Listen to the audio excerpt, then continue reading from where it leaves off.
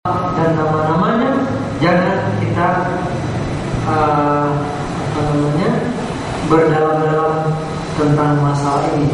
Jangan kita perlakukan sifat-sifat dan nama Allah itu seperti sifat-sifat dan nama-nama serta karakter makhluk yang dapat kita taati dan teliti secara mendalam.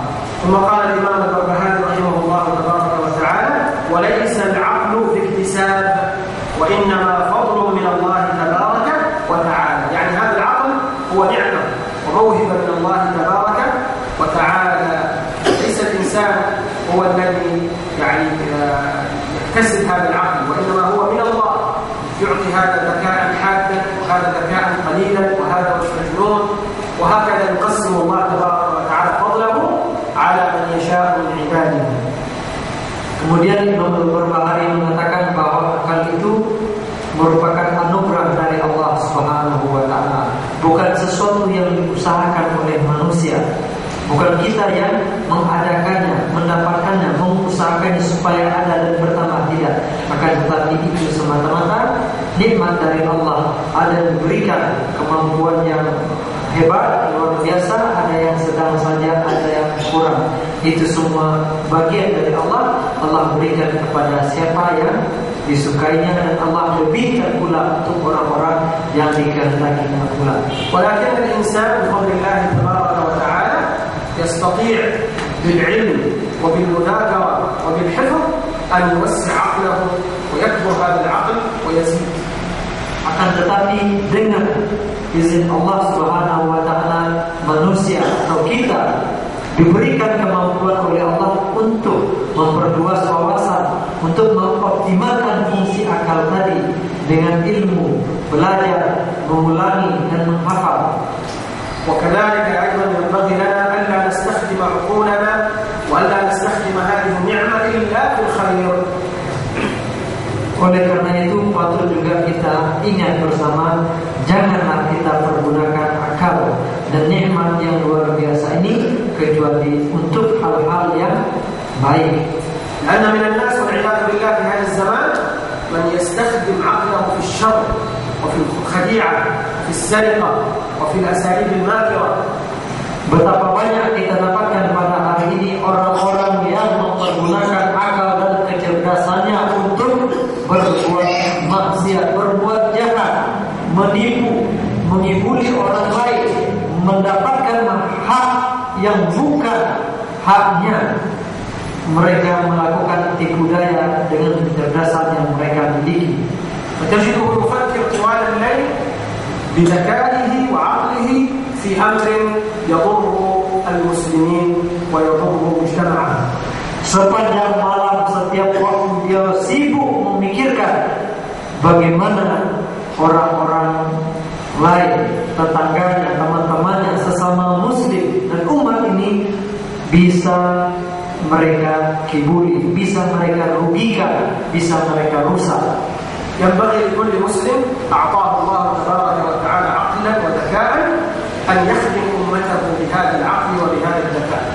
Sudah seharusnya bagi setiap orang yang diberi nikmat kepintaran dan kecerdasan oleh Allah untuk mempergunakan kecerdasan dan kepintarannya ini untuk berkhidmat, untuk melayani dan memberikan manfaat yang sebesar-besarnya bagi umat ini.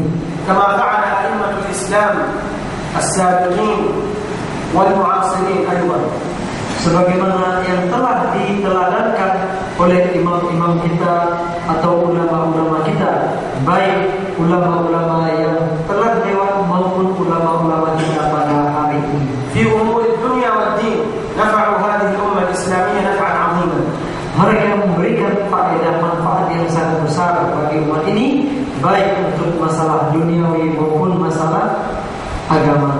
إن أولى الناس باستخدام هذا العقل فيما ينفع هم المسلمون.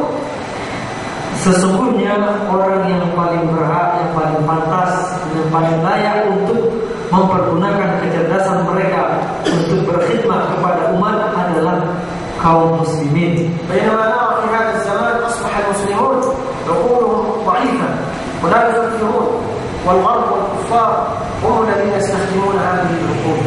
Hanya saja patut kita sayangkan bahwa Kebanyakan kaum muslimin pada hari ini mereka melalaikan akal dan kemampuan berpikir mereka untuk kemaslahatan umat. Justru orang-orang non-muslim, orang-orang barat yang notabene bukan orang Islam, mereka lah yang memanfaatkan nikmat yang diberikan oleh Allah ini untuk kemaslahatan umat mereka. فنسأل الله عز وجل أن يعيد أمة الإسلامية لماضي عزها ومجدها.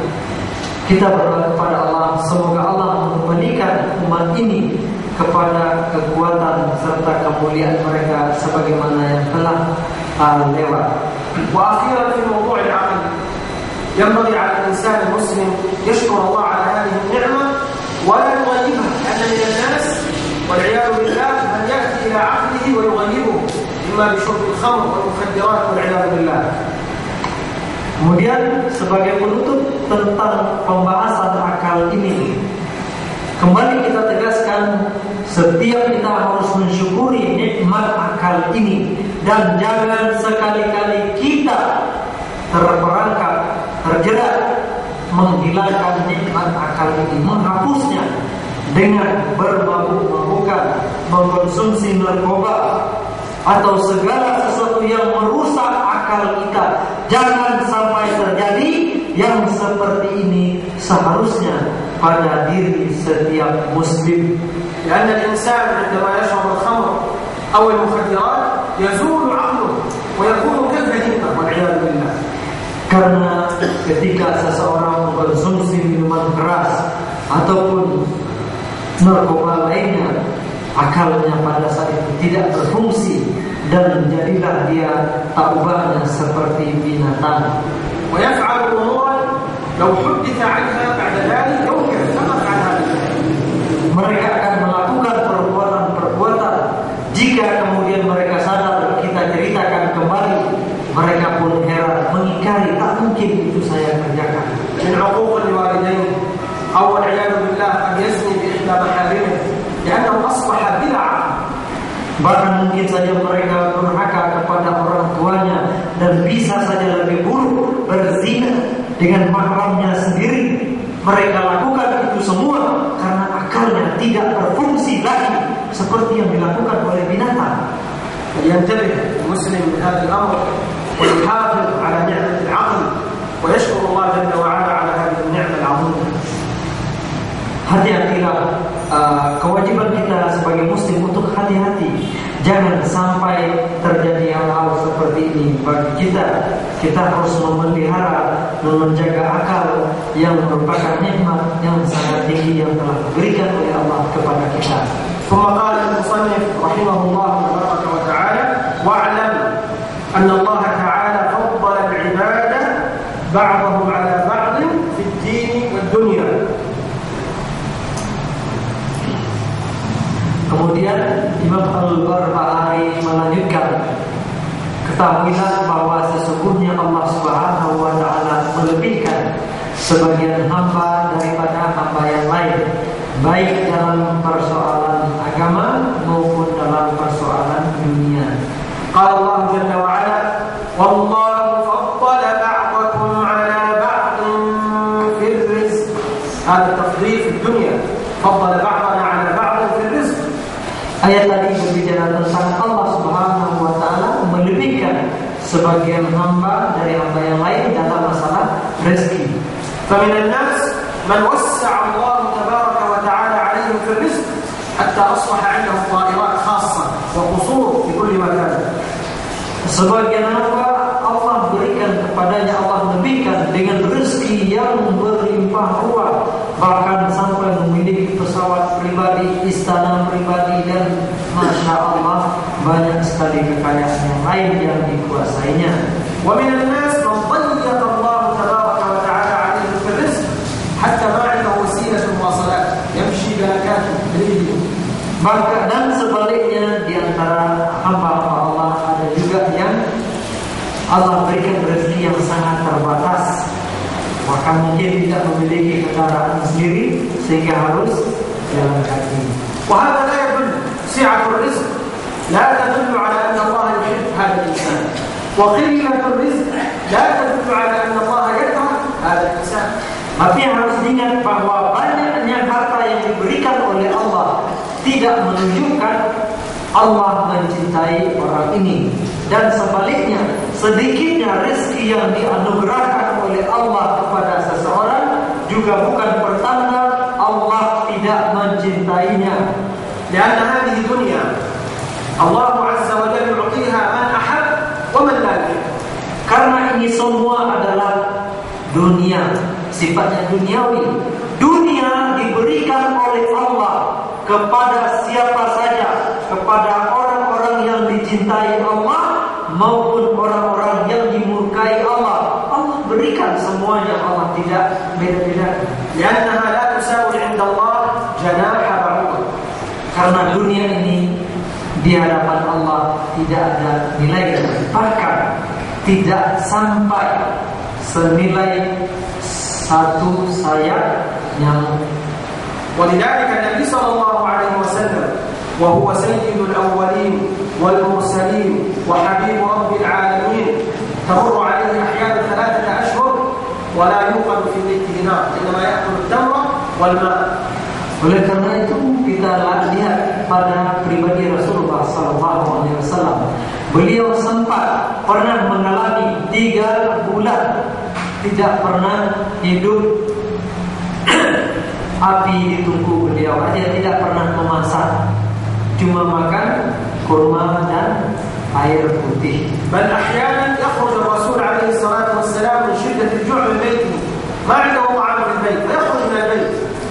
Bahkan kadang-kadang Rasulullah pergi dari rumah keluar rumah karena saking laparnya. Beliau sangat lapar, tak ada lagi yang mau dimakan di rumah. Beliau pun keluar mencari barangkali ada yang bisa dimakan di luar. فلما خرج من بيته وجد أبا بكر وعمر رضي الله عنهما. Kemudian begitu pada suatu ketika beliau pergi dari rumah dalam keadaan lapar dan bertemu dengan Abu Bakar dan Umar bin Khattab radhiyallahu anhu. فسألهما لماذا خرجتم من بيتكما؟ قالوا الجوع يا رسول الله.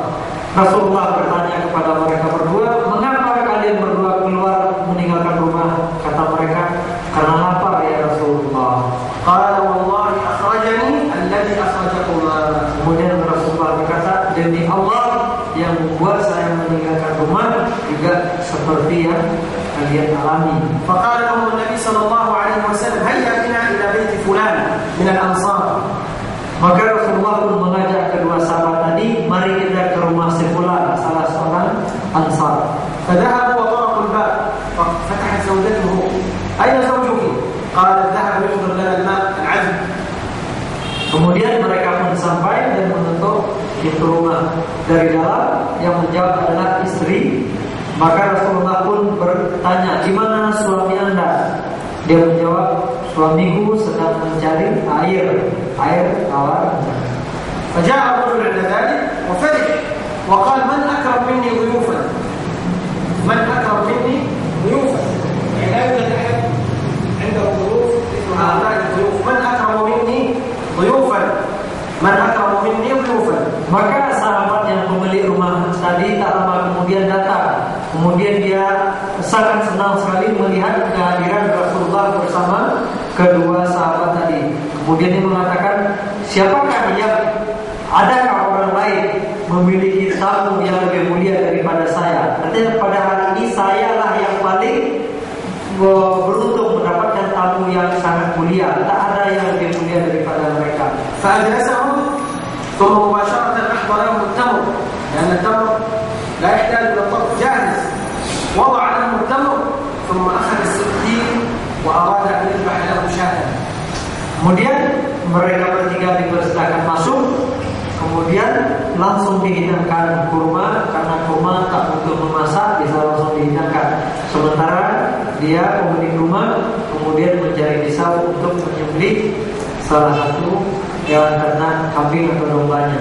ونستفيد من هذا إذا جاءنا ضيف نحضر له أولا الطعام الموجود، فاكهة، حلوى، إلى أن تنتهي الزوجة من إعداد الطعام.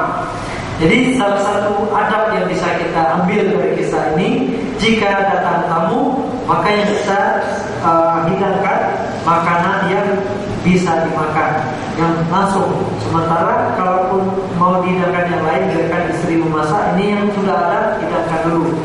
لا يجلس الضيف والطعام بعد ساعة وما عنده شيء أمامه وهو يشعر بالجوع، هذا غير جيد. Jangan biarkan tamu datang sudah 1 jam belum dapat apa-apa. فمباشرة تعطيه شيئا يصبره إلى أن يأتي الطعام الكبير. Jadi begitu datang langsung berikan sesuatu yang bisa membuatnya sabar menunggu makanan yang sedang digodok. هذا من إكرام الضيف. Ini salah satu sunnah Rasulullah dalam memuliakan tamu. المهم هذا الصحابي الأنصاري وضع لهم التمر ثم ذهب وذبح لهم شاة وطبخها ثم أحضر لهم هذه الشاة فأكلوا. Kembali kepada kisah, maka sahabat tadi menghidangkan kurma, kemudian beliau pergi menyembelih dombanya, dimasak dan dihidangkan kepada Rasulullah dan kedua sahabat. Kemudian mereka pun makan.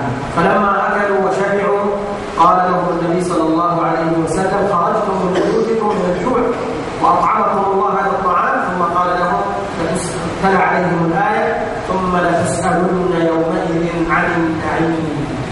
Kemudian setelah makan Rasulullah pun berkata kepada para sahabat, khususnya Abu Bakar dan Umar, kalian pergi atau keluar meninggalkan rumah dalam keadaan lapar.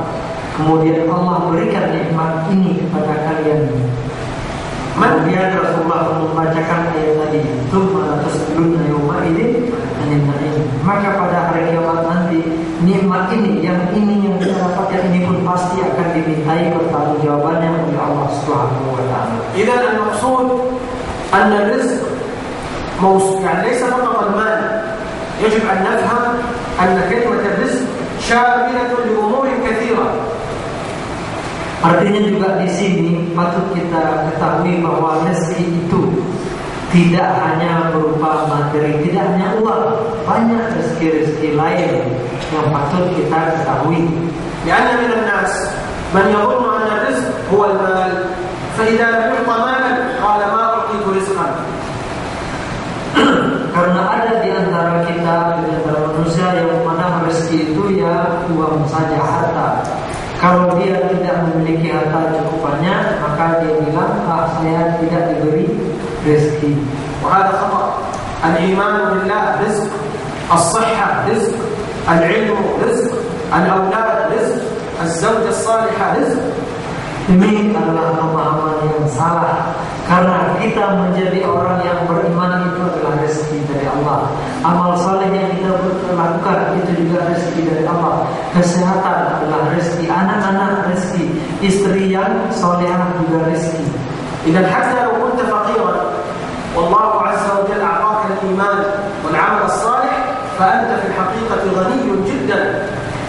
Oleh karena itu meskipun kita adalah orang fakir, akan tetapi dada kita dipenuhi dengan iman kepada Allah, kemudian kita diberkahi untuk selalu beramal saleh, maka sesungguhnya kita sudah sangat-sangat kaya sekali. إذا بهذا المفهوم لا نزدري نعمة الله تبارك وتعالى بل نرى أنفسنا عندنا نعم كثيرة من الله تبارك وتعالى. Dengan pemahaman yang seperti ini, maka tidak sepantasnya kita melecehkan, kita meremehkan nikmat yang telah diberikan oleh Allah. Karena sesungguhnya jika melihat kepada diri kita sendiri, sangat-sangat banyak sekali ternyata nikmat yang telah diberikan oleh Allah Subhanahu wa taala. إذن كما أن الله تبارك وتعالى فضل بعضنا على بعض في الدنيا وفي الرزق، كذلك الله عز وجل فضل بعضنا على بعض في الدين. Kemudian sebagaimana Allah Subhanahu wa taala telah memberikan atau melebihkan sebagian hamba dari yang lain dalam masalah keduniaan, demikian juga dalam masalah keagamaan Allah Subhanahu wa taala melebihkan sekelompok orang dari kelompok yang lain. فاختار الله تبارك وتعالى بالرسالة والنبوة الأنبياء، فضلهم واختارهم ليكونوا الأنبياء والمرسلين. Allah Subhanahu wa taala memilih sekelompok orang untuk membawa risalahnya, menyampaikan ajaran Allah kepada manusia, yaitu para rasul dan para nabi. والله جل وعلا يختار ما يشاء ومن يشاء ويصطفي من شاء بفضله جل وعلا. Allah Subhanahu wa taala memilih apa saja dengan sesukanya dan memilih siapa saja juga sekehendak hatinya. A'udzu billahi minasy syaithanir rajim. Wa rabbuka yakhluqu ma yasha'u wa yakhtar. Allah azza wa jalla yakhluqu ما يشاء وبعد ذلك هو جل وعلا يختار ما يشاء ولا أحد يعترض على الله تبارك وتعالى. Ayat tadi menjelaskan bahwa Allah Subhanahu wa taala menciptakan apa saja sekehendak Allah. Kemudian Allah juga bebas menentukan, bebas memilih, bebas menciptakan. Tidak ada satupun yang dapat dan berhak untuk membantah, bertanya mengapa kok harus begini kepada Allah Subhanahu wa taala.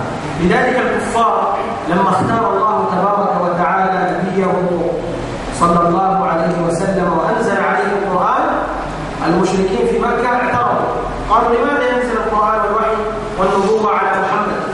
لماذا لا تنزل على رجل اسمه الوليد بن المغيرة من مكة ورجل في الطائف من زعماء الطائف؟ قال لماذا لا ينزل القرآن إما على هذا العظيم في مكة وإما على هذا العظيم في الطائف؟ لماذا محمد؟ اعترضوا. Kita perhatikan orang-orang kafir Quraisy pada masa nanti, mereka menolak, mereka mempertanyakan mengapa Allah Subhanahu wa taala memilih Muhammad ini jadi rasul, seorang anak yatim. Mengapa Muhammad yang menjadi nabi? Mengapa bukan Al-Walid bin Mughirah, seorang yang terpandang di Mekah ketika itu? Dan mengapa pula bukan sekular, seorang pembesar di Taif? Mengapa Muhammad? Mereka mempertanyakan apa yang telah diciptakan dan apa yang telah ditentukan oleh Allah Subhanahu wa taala. فأنزل الله تبارك وتعالى في سورة الزخرف هذه الآيات. وقالوا لولا نزل هذا القرآن على رجل من القريتين عظيم أهم يقسمون رحمة ربك نحن قسمنا بينهم معيشتهم في الحياة الدنيا ورفعنا بعضهم فوق بعض درجات.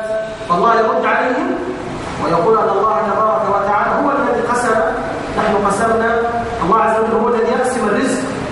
فكيف لا تكون هذه النبوة أيضا بقسمته جل وعلا؟ إذا الرزق بقسمته ألا تكون النبوة بقسمته واختياره جل وعلا؟ Dalam surat Az-Zukhruf tadi Allah menceritakan tentang perilaku orang-orang kafir Quraisy tadi. Mereka bertanya-tanya, saling bertanya, mengapa Nabi ini tidak dipilih Allah dari orang-orang besar dari dua kampung ini, yaitu Makkah dan Taif. Mengapa bukan pembesar dari dua kampung ini yang dipilihkan oleh Allah untuk menjadi rasul? Mengapa Muhammad? Kemudian kata Allah, apakah mereka orang-orang kafir Quraisy itu yang akan menetapkan, akan memilih siapa yang akan membawa risalah ini? Apakah mereka berhak untuk itu? Sedangkan rezeki mereka saja, jatah hidup mereka yang membagikan siapa? Allah Subhanahu wa taala. Mereka makan, mereka minum, mereka mendapatkan segalanya. Itu semua Allah yang menentukan. Lalu, apakah untuk urusan ini mereka berhak menentukan? Harusnya Allah Subhanahu wa taala yang berhak. Rezeki mereka saja Allah yang menentukan. Lalu, mengapa hal yang lebih penting mereka pula mencoba mementaatinya? Tentu Allah Subhanahu wa taala lebih berhak lagi menentukan, memilih siapa yang akan membawa risalah Allah tersebut. ولذلك الله عز وجل قبل أن يختار النبي صلى الله عليه وسلم نظر إلى قلوب العباد في ذلك الزمان فوجد أن قلب محمد أفضل القلوب وأطهر القلوب. Oleh karena itu, berdasarkan riwayat tentang hal ini, Allah memilih atau mengangkat Rasulullah menjadi Rasul, Allah Subhanahu wa Ta'ala memperhatikan hati atau qulub para hamba. Maka Allah dapatkan bahwa kalbu yang paling bersih, paling baik adalah kalbu atau hati Rasulullah sallallahu alaihi wasallam. فاختاره نبيا لهذه الأمة. Maka Allah pun memilih Muhammad sallallahu alaihi wasallam untuk menjadi nabi umat ini. ثم نظر إلى قلوب الناس فاختار صحابته ليكونوا له أصحابا. Selanjutnya Allah pun memperhatikan hati hamba-hamba yang lain. Kemudian Allah pun mendapatkan ternyata hati para sahabatnya yang paling baik dan paling bersih, sehingga mereka yang dipilih Allah untuk menjadi pendamping Rasulullah mengemban misi dakwah. Dan الذي يطعن في صحابة رسول الله صلى الله عليه وسلم وفي زوجاته هو يطعن في اختيار الله لهم. Oleh karena itu orang yang menciderai atau mencela para sahabat berarti mereka telah mencela pilihan yang telah ditetapkan oleh Allah Subhanahu wa Ta'ala. إذن أفضل الناس هم الأنبياء عليهم الصلاة والسلام. Dengan demikian bisa kita katakan bahwa atau kita simpulkan bahwa orang yang paling baik atau hamba-hamba yang paling tinggi adalah para nabi. وأفضل الأنبياء أجمعين أفضل الأنبياء هم من يذكر لنا؟ Dan nabi yang terbaik adalah أولو العزم من الرسل. من أولو العزم من الرسل؟ Nah, siapa saja nabi-nabi yang termasuk ulul azmi? أنت وهو أنت Yang berdua bergantian. يكفي نوح إبراهيم والذي بعده Baju biru siapa? نوح وإبراهيم موسى وعيسى ونبينا صلى الله عليه وسلم. هؤلاء خمسة اسمهم أولو العزم من الرسل، هم أفضل المرسلين. أفضل المرسلين. Jadi ada 5 orang rasul yang menjadi rasul-rasul terbaik yang disebut dengan ulul azmi, yaitu tadi Nabi Ibrahim, Nabi Musa, Nabi Isa, Nabi Nuh, dan Nabi Muhammad SAW. Kita ulang, pertama Nabi Nuh, Nabi Ibrahim, Nabi Musa, Nabi Isa, dan Nabi Muhammad SAW. ثم هؤلاء الأنبياء والعزم الخمسة 2 أفضلهم. Kemudian dari 5 Nabi ulul azmi tadi, 5 Rasul ulul azmi, ada 2 yang terbaik. هناك من؟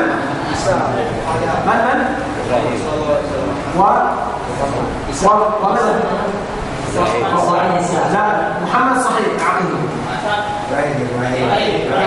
محمد صلى الله عليه وسلم وإبراهيم. ولذلك إبراهيم عليه السلام خليل الرحمن، ونبينا صلى الله عليه وسلم أيضا خليل الرحمن.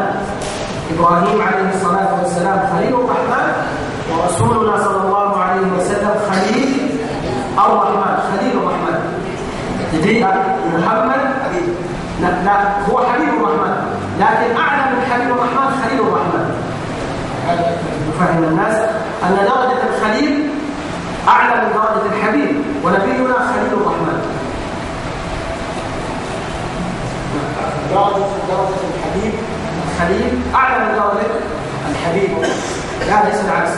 ونبينا صلى الله عليه وسلم وصل إلى هذه الدرجة وهو خليل الرحمن. Jadi Rasul